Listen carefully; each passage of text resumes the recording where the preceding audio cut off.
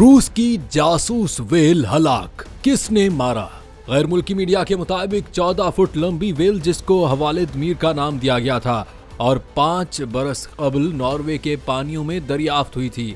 इस पर रूस के लिए जासूसी करने का शुबा जाहिर किया गया था। वाज़ेह रहे कि इसको पहली मर्तबा 2019 में नॉर्वे के इंगिया जजीरे के करीब देखा गया था। इस इलाके में बेलोगा नस्ल की व्हेल शादो नादिर ही नजर आती हैं। ये इलाका रूस के शहर मुर्मांसिक से तकरीबन 415 किलोमीटर पर वाक़ है और वहाँ रूस का बहरी बेड़ा मौजूद है। इसीलिए सफेद व्हेल के दरियाफ्त होने के बाद हुक्काम ने कहा था कि ये जासूस व्हेल है जो रूस के लिए जासूसी करती है और इसी खदशे के पेश नज़र गैर सरकारी इदारे मैरीन माइंड ने बरसों से इसकी नकलो हरकत पर नजर रखी हुई थी।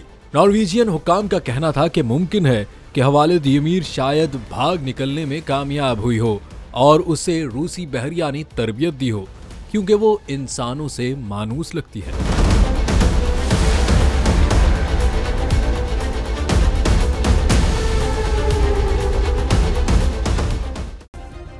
सब्सक्राइब करें और बेल दबाएं ताकि कोई खबर रह न जाए।